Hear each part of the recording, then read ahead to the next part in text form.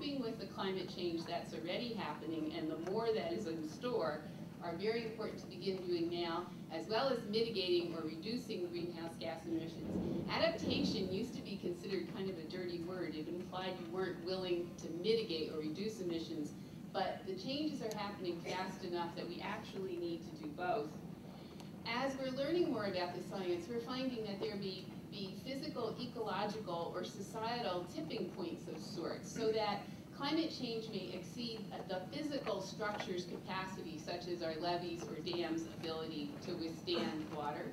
Ecological disasters may occur as we lose species, and societies may be driven into increasing spirals of poverty and famine.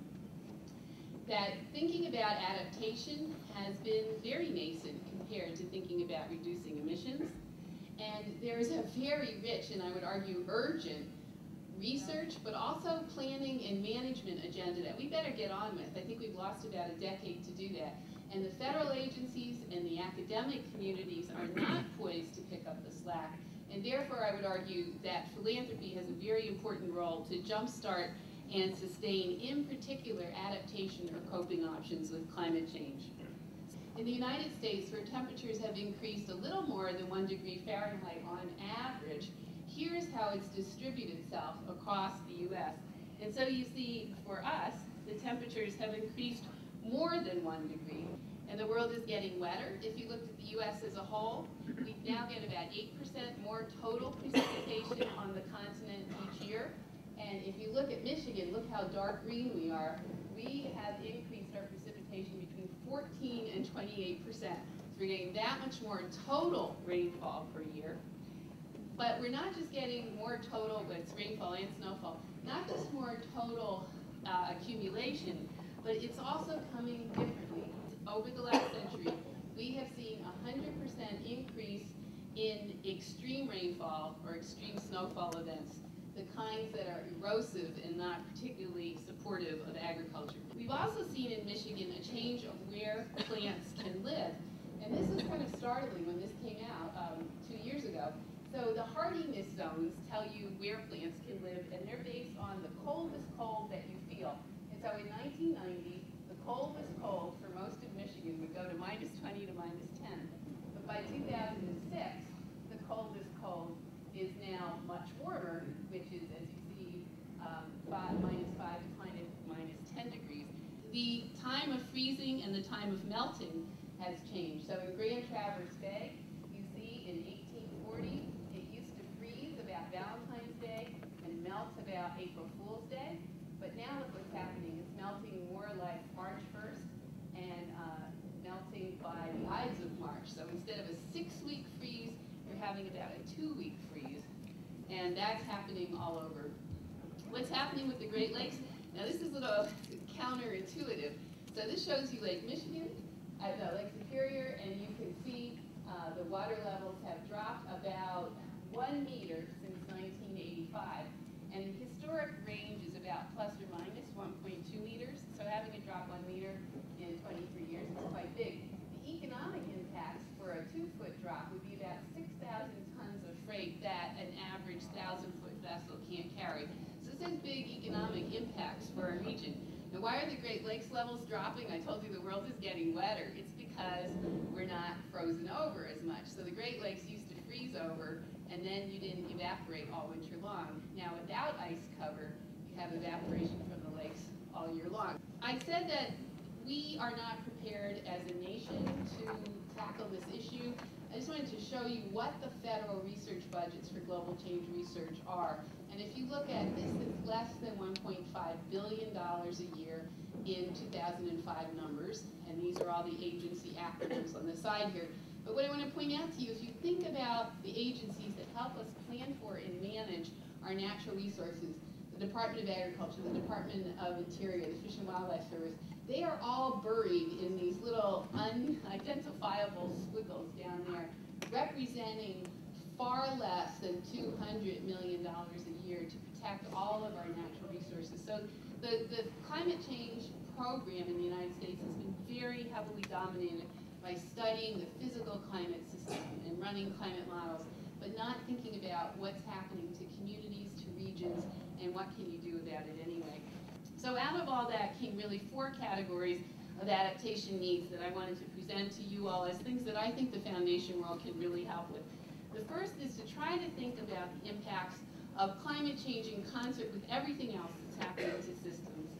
To actually sit down and conduct regional assessments to figure out what climate change means to us in our place and how we can respond to it.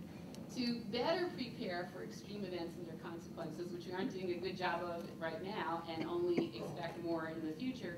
And finally, to look carefully at the intersection of what we might do to reduce emissions and what we might think we're doing to help cope with changing climate, because there will be intersections across them. The regional assessments, I think a number of the things I talked about for here actually really bring that home. We expect our temperatures by the end of the century to be perhaps another 10 degrees warmer in winter and summer, more heat, more precipitation at the wrong times, more storms and floods, continued drop in ice cover, and really our summers are going to begin to feel in 2095 as if our states were down here and not here. So Michigan will feel much more like Arkansas in the summer, which I would argue is a very different place. And in a very new report that the administration put out a month ago, here is the summary of the impacts that they cite for the Midwest. Public health and quality of life will be affected, reductions in Great Lake levels, more floods and droughts, more heat waves, more insects, more weeds, and native species will be shifting. So I would argue that we should, as a group, think about how our region can cope with all of these things happening from climate change in concert with all of the other demographic, economic, and social justice issues simultaneously to come up with a robust set of solutions.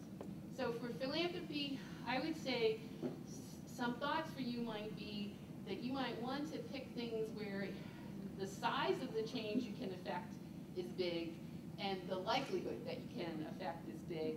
And so I think these are some of the things that you could consider.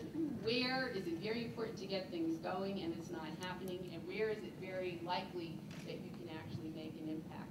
And so my suggestions for you are that regional vulnerability assessments, you are all located in a place, we are all located in the same place, understanding what climate change means to us and how it will affect our economics, our institutions, our law, our environmental justice issues, very important, and I would suggest we should get on with that. The feds are not doing that, even though it was mandated by law, that we should evaluate how climate change interacts with other stressors, that we should be looking at disaster mitigation strategies, that we should resist new development in low-lying coastal land if you're in the east, and think about what it means for our coastal lands here where more are being exposed in the Great Lakes region.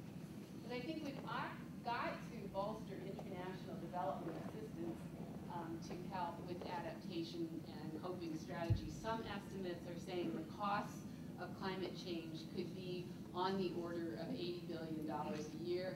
Very initial guesses, but the weather-related disasters alone that I showed you show that this is climbing, and that we've got to learn to improve the flow of information from the research community to the managers and users of information in our community.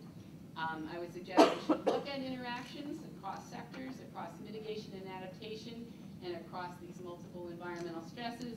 And possibly the philanthropy community could think of working together in the mitigation area. There's a plan that's called Design to Win, or now Climate Works, where many foundations have pooled resources to think about mitigation options. It might be possible to do the same thing, to form a strategy to evaluate adaptation options. I think a distributed network of these kind of regional case studies, again, would lend itself to being spread across different philanthropies in different regions. And the technologists are very hot on developing what they call these mitigation cost curves. So figuring out what's the cheapest technology to implement to reduce emission reductions. And one recently done is the McKinsey curve. Well, it might be possible to begin thinking about developing something like an adaptation cost curve. What things would most help communities be resilient to the expected changes that climate change might